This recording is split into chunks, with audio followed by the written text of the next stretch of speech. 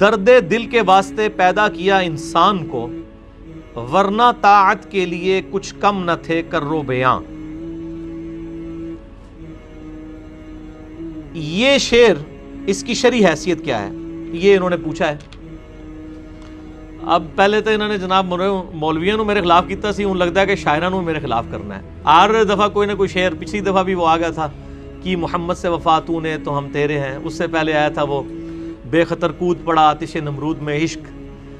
تو اس پہ میں ایک کیٹاگوریکل سٹیٹمنٹ دے دوں اس حوالے سے، شعراء جو ہے نا جی، ان کے بارے میں اللہ تعالیٰ نے قرآن حکیم میں سورت نازل کی، اس کا نام ہی سورہ الشعراء ہے، ٹھیک ہے جی۔ یعنی شعراء کے بارے میں اللہ تعالیٰ کا ایکسپرٹ اوپینین کیا ہے۔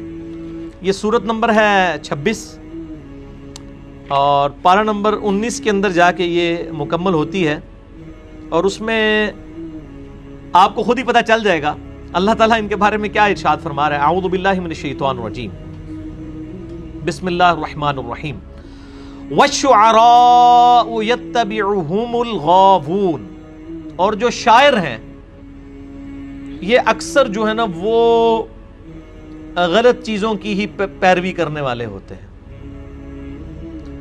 گمراہی کی چیزوں کی پیروی کرنے والے ہوتے ہیں، حد سے گزرنے والی چیزوں کی پیروی کرنے والے ہوتے ہیں۔ الم تری انہم فی کل واد یہیمون، کیا تم نے نہیں دیکھا کہ یہ جو شاعر ہیں یہ ہر وادی میں چکر کاٹتے رہتے ہیں، کبھی آسمانوں پہ پہنچ جاتے ہیں، کبھی زمین پہ، کبھی کہتے ہیں تیرے لیے چاند توڑ کے لے آؤں گا، کبھی کہتے ہیں میں تیرے لیے ستارے لے آؤں گا، حالانکہ چاندتے نہ کوئی ٹوٹنا کوئی نہیں، نہ لے کے آ سکتے ہیں، لیکن یہ ایک ذرا شاعرانہ باتیں ہوتی ہیں، کرتے رہتے ہیں۔ وَأَنَّهُمْ يَقُولُونَ مَا لَا يَفْعَلُونَ، اور اکثر یہ وہ کچھ کہہ رہے ہوتے ہیں جو کچھ خود نہیں کر رہے ہوتے۔ جتنے شاعر ہیں نا یہ آپ کو بے عمل نظر آئیں گے۔ اب میں وہ بڑے شعراء کے نام اس لیے نہیں لوں گا کہ لوگوں کی عقیدتیں وابستہ ہیں، تو میں اشارتاً بات کر دوں گا کہ نبی صلی اللہ علیہ وآلہ وسلم کی محبت میں اشعار لکھنے والے جو بڑے بڑے شعراء انڈیا، پاکستان، بنگلہ دیش میں گزرے ہیں، کسی کی بھی داڑھی نہیں تھی۔ ان کے عشق رسول نے ان کو اس لیول پہ بھی نہیں لے کے آیا، ان کے محبت رسول کے وہ داڑھی رکھ لیتے۔ باقی ان کی ذاتی زندگی کی کمزوریاں تو اللہ جو ہمیں سامنے نظر آ رہی ہے ہم بتا دیں، بلکہ الٹا ان کے بارے میں ایسے عجیب و غریب واقعات آپ کو ملیں گے کہ جی وہ انہی شاعر صاحب کی میں بات کر رہا ہوں، نام نہیں لیتا چونکہ ہماری عقیدتیں وابستہ ہیں۔ ہم تو جب کسی سے عقیدت رکھتے ہیں نا تو اس کو پھر پیغمبر سے نیچے تو درجہ کوئی نہیں دیتے، پھر ہمیں بھول جاتی ہے بات کہ امام مالک رحمہ اللہ تعالیٰ کا قول ہے کہ نبی علیہ السلام کی قبر مبارک کی طرف اشارہ کر کے کہتے تھے کہ اس شخص کے علاوہ، اس صاحب قبر صلی اللہ علیہ وآلہ وسلم کے علاوہ کوئی شخص ایسا نہیں ہے اس روئے ارض پہ کہ جس سے اختلاف نہ ہو سکے سوائے اس شخص کے۔ آپ سے نہیں اختلاف ہو سکتا، باقی ہر شخص سے اختلاف ہو سکتا ہے۔ اور پھر فرمایا ان کے علاوہ کوئی ایسا شخص نہیں کہ جس کی ہر بات مقبول ہو اور کوئی بات مردود نہ ہو سوائے نبی صلی اللہ علیہ وآلہ وسلم کے، کہ ان کی کوئی بات مردود نہیں ہے، ہر بات ہی قبول ہے۔ لیکن وہ دیکھ لیں کہ وہ ایک دفعہ جا رہے ہوتے ہیں نائی کے پاس، جا کے شیو بنوا رہے ہوتے ہیں، تو کوئی ان کو کہتا ہے کہ جی وہ آپ یہ شیو کیوں کروا رہے ہیں؟ وہ کہتے ہیں میں کسی کا دل تو نہیں دکھا رہا۔ تو وہ پھر شخص آگے سے پھکی دیتا ہے کہ آپ نبی صلی اللہ علیہ وآلہ وسلم کا دل دکھا رہے ہیں، کیونکہ داڑھی رکھنے کا تو حکم نبی علیہ السلام نے دیا۔ تو کہتے ہیں جی وہ غم کے مارے بے ہوش ہو گئے، داڑھی پھر بھی کوئی نہیں رکھی انہوں نے، بے ہوشی ہوئے، کیونکہ داڑھی رکھنا تو بڑی مصیبت ہے نا بھائی میرے، نماز 5 ٹائم پڑھنی ہے تو داڑھی تو 24 گھنٹے رکھنی ہے، صبح شام باتیں سننی پڑیں گی رشتہ داروں کی، تو بے ہوشی ہو سکتا ہے بندہ، کیونکہ داڑھی تو نہیں رکھ سکتا، داڑھی تو مشکل ہے۔ تو یہ جو شعراء کا مسئلہ ہے نا، اللہ نے فرمایا یہ وہ کچھ کہتے ہیں جو خود کرتے نہیں ہیں، الا الذین آمنوا، ہاں مگر جو ایمان لیں، وعملوا الصالحات، اور نیک عمال کریں، وذکروا اللہ کثیرا، اور اللہ کا کثرت سے ذکر کریں، ان کا معاملہ ایک اللہ تعالیٰ نے فرمایا جس طرح حسان ابن ثابت ہے رضی اللہ تعالیٰ عنہ علیہ السلام، لیکن ان کے بھی اگر آپ دوسرے معاملات میں ان کی دیکھیں گے کمزوریاں، تو آپ کو جہاد کے معاملے میں بہت کمزوریاں نظر آئیں گی، کیونکہ وہ شاعر تھے، شاعر بندہ لڑائی جھگڑا تو کر ہی نہیں سکتا، شعروں سے وہ جواب ضرور دیتے تھے لیکن جہاد کے معاملے میں وہ آگے نہیں ہوتے تھے۔ کئی ایک احادیث اس کے اوپر موجود ہیں، میں اس ڈیٹیل میں نہیں جانا چاہتا۔ تو یہ اب اتنے بڑے بڑے شعراء کا ذکر ہو رہا ہے، یہ میر درد کا جو شعر ہے نا جی، درد دل کے واسطے پیدا کیا انسان کو، ورنہ طاعت کے لیے کچھ کم نہ تھے کرو بیان. یہ تو بھئی کتاب و سنت کی روشنی میں بالکل باطل ہے یہ شعر. یہ این جی اوز نے زیادہ اس شعر کو اٹھایا اور اس طرح کی باتیں. جب کسی کو کہا جائے کہ آپ نماز پڑھو، وہ کہتے ہیں جی رزق حلال کمانا بھی تو عبادت ہے نا جی. وہ عبادت کے لیے فرشتے تھوڑے نے. یہ پورے قرآن و سنت میں کہیں گے اللہ نے فرمایا کہ میرے لیے فرشتے عبادت کر رہے ہیں، بہت میرا کام کر رہے ہیں، تو انہوں کام کرنے کی لوڑ کوئی نہیں. بھئی اللہ کو تو فرشتوں کی عبادت کی بھی ضرورت نہیں ہے.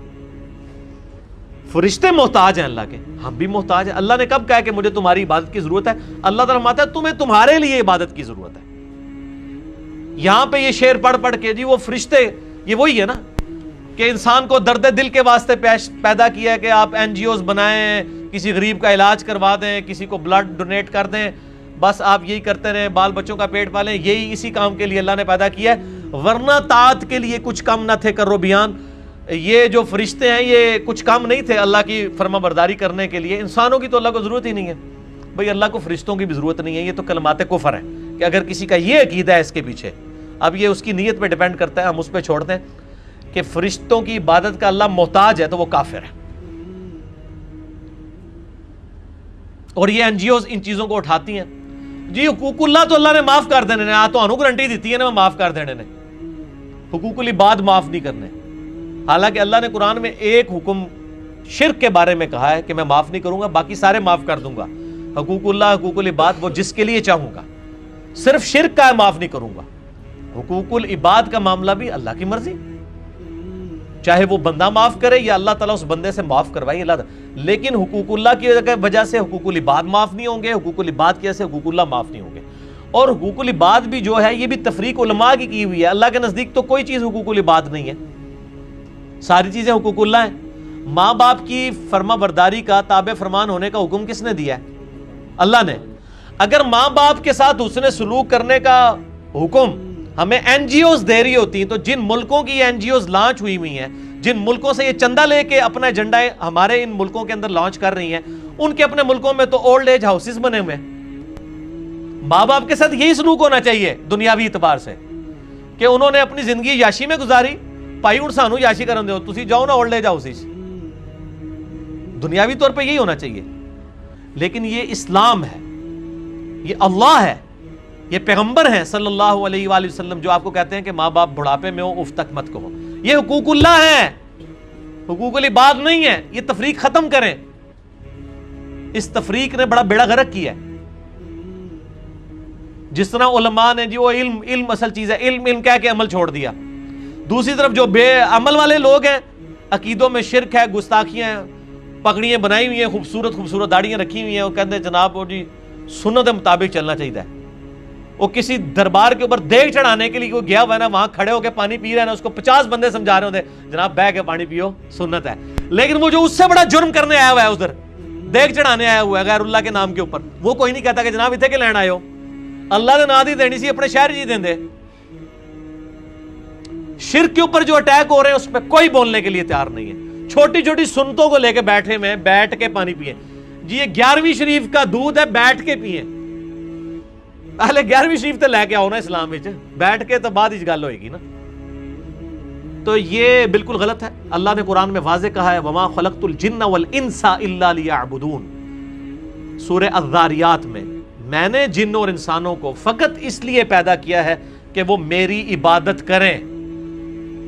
اب اللہ کے فتوے کے بعد کسی مولوی، کسی مفکر، کسی شاعر، کسی جو ہے وہ دنیا دار اینکر کے فتوے کی ضرورت نہیں. اللہ نے فرمایا میں نے جن اور انسان فقط اس لیے پیدا کیے ہیں، صرف اس لیے کہ میری عبادت کریں. اور اللہ کی عبادت ہے ٹوٹل اوبیڈینس آف گاڈ، اللہ کی کلی اطاعت. رمضان والا رب بھی وہی ہے جس رب نے عام حالت میں بھی نمازوں کی فرضیت کا حکم دیا ہے. یہ نہیں ہے کہ رمضان میں نمازیں پڑھنی عام حالت میں نہیں پڑھنی. اس قسم کے بندے نہیں اللہ کو چاہیے. Total obedience. وما خلقت الجن والانس الا لیعبدون. ہماری عبادت کریں. عبادت میں ہر وہ چیز داخل ہے جس کا اللہ نے حکم دیا ہے اپنے پیغمبر کے ذریعے، چاہے وہ ماں باپ کے حقوق ہوں، بیوی بچوں کے حقوق ہوں، خواہ وہ اللہ کے اپنے حقوق ہوں، فرائض کی پابندی ہو، نمازوں کی، روزوں کی، حج، زکوٰۃ، یہ سب کی سب چیزیں اس میں شامل ہیں. ٹوٹل پیکج لینا ہے. مجھے اگلے دن ایک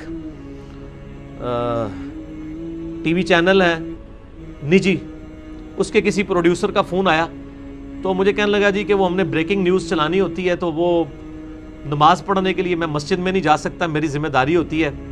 اور بریکنگ نیوز کی تو آپ کو حالت یہی ہے نا، جو انہوں نے یعنی وہ مصیبت کھڑی کی ہوئی ہے امت کے لیے، ہر خبر کو بریکنگ نیوز بنا کے پیش کرتے ہیں. کہتا ہے اس دوڑ میں ہم وہیں پہ نماز پڑھ رہے ہوتے ہیں، وہیں تصویریں لگی ہوئی ہیں، سامنے نماز پڑھنی پڑتی ہے. میں نے کہا چھوڑ دو نوکری. وہ کہتا ہے جی ادھر لوگ آتے ہیں تو وہ ہمیں کہتے ہیں جی آپ تو بہت بڑی عبادت کر رہے ہیں، آپ عوام کو سچائی دکھا رہے ہیں، یہ بھی نیکی کا کام ہے، تو یہ بھی عبادت ہے. میں نے کہا جب اللہ کے حقوق کی باری آتی ہے تو آپ یہ نیکیاں لوگوں کو گنواتے ہیں، تو ان کو کہیں کہ آپ لوگوں کو سچائی دکھا رہے ہیں تو یہ عبادت ہے، تو یہ عبادت کافی ہے، اس کے بعد آپ کو بیوی بچوں کے حقوق پورے کرنے کی ضرورت نہیں ہے. کسی اپنے بچے کو اچھے اسکول میں داخل کرانے کی ضرورت نہیں، کیونکہ آپ تو بہت بڑی عبادت کر رہے ہیں نا، لوگوں کو سچائی بتا رہے ہیں، تو اپنی بیوی بچوں کے حقوق کیوں جا کے پورے کر رہے ہیں؟ تو آپ سے کہیں گے کہ نہیں وہ تو اپنی جگہ ہی اپنی جگہ تھے. بھائی اللہ کے حقوق بھی اپنی جگہ نے، سب تو ماٹھا کام ہے ہی ہے، تماشا بنایا ہوا دین کے ساتھ کہ اللہ کے حقوق کی باری ہے تو آخری درجے میں کوئی کھوتا ریڑھی چلا رہا ہے، کہہ رہا ہے جی رزق حلال کمانا بھی عبادت ہے نا. بھائی اس عبادت کرنے سے نمازیں کیسے ختم ہو گئیں، روزے کیسے ختم ہو گئے، باقی دین کے احکامات کیسے ختم ہو گئے؟ خود سے بنایا. اور اسی بندے کو اگر آپ کہیں نا اے کھوتا ریڑے علی کو، یہ جو چلا رہا ہے یا وہ ٹی وی اینکر ہے، اس کو کہو کہ بھی گورنمنٹ نے اناؤنسمنٹ کی ہے جو فجر کی نماز پہلی صف میں پڑھے گا 1 لاکھ روپے فی نماز دیا جائے گا، تو وہ کہے گا دنیا کی سب سے بڑی عبادت ہی نماز ہے. سارا بھائی جی روپے دی گیم ہے. جو جامعہ ترمذی میں صحیح حدیث ہے، میری امت کا فتنہ مال ہے، ہر امت کا کوئی نہ کوئی فتنہ ہے، میری امت کا فتنہ مال ہے. تماشا بنایا ہوا ہے. یہ جعلی شعر بننے بند کریں. یہ انہوں نے پتہ نہیں کس لے میں شعر کہہ دیے، ساڑھے گاٹے فٹ ہوئے نے، اس شعر و شاعری تو پائی جان چھڑاؤ، ٹھیک ہے نا جی. ہمیں پھر باطل تعویلات کرنی پڑ جاتی ہیں اس طرح کی باتوں کی. میں نے پچھلی بتایا تھا کہ جو شعر ہے یہ شاعر کی ایک اپنی خاص نیچر ہوتی ہے، وہ ایک محبت میں وہ ایک تڑپ کے اندر ایک بات کر دیتا ہے، اس کو لوگ دین سمجھ کے پیش کرتے ہیں. پھر جب ایسے شعراء کے ساتھ آپ کی عقیدت بھی وابستہ ہو جائے، پھر آپ کو حکومتی لیول پہ آپ ان کو پروموٹ بھی کرنا شروع کر دیں، آپ رحمت اللہ علیہ بھی شروع کر دیں، پھر ان کے ساتھ اختلاف رائے جو ہے وہ گویا کہ آپ سمجھیں کہ اللہ کے ساتھ اختلاف رائے شمار کیا جاتا ہے. یہی ہو رہا ہوتا ہے. حالانکہ یہ جتنے بھی اس قسم کے شعر ہیں بڑے سوچ سمجھ کے بولنے چاہیے اور بڑا اس معاملے میں غور و تفکر سے کام لینا چاہیے کہ یہ کس کانٹیکسٹ میں ہے، اور لوگوں کی مت نہیں مارنی چاہیے. یہ شعراء اکثر شعر کہہ کے لوگوں کی مت مار دیتے ہیں. مثلا ایک کسی لے میں ڈاکٹر اقبال نے شعر کہہ دیا، وہ آج بھی ابراہیم سا ایماں پیدا تو آگ کر سکتی ہے انداز گلستان پیدا. تو اس کو لے کے ساری قوم چل رہی ہے، اور وہ پھر لوگ چیلنج ایک دوسرے کو موبائل لے کے کر رہے ہیں، آؤ جی میرا مناظرہ کر کے میرا فرقہ صحیح ہے، دوئے آگے چھال مارنے جڑا بچ گیا ٹھیک ہے. میں کہنا اللہ دے فضل نال دوئے سڑو گے.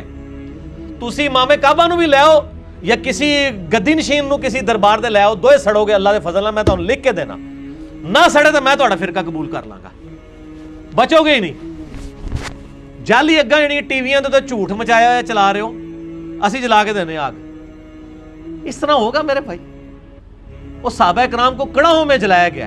اس امت میں اگر ابراہیم علیہ السلام کی طرح کا ایمان کسی کا ہو سکتا تو وہ صحابہ کا ہی ہو سکتا تھا نا. ان کے لیے تو آگ کوئی نہیں گلزار ہوئی ہے. تو یہ شعر اس طرح ہے کہ چونکہ آج نہیں ہو سکتا ابراہیم سا ایمان پیدا، لہٰذا آگ نہیں کر سکتی انداز گلستان پیدا. یہ شعر ہونا چاہیے.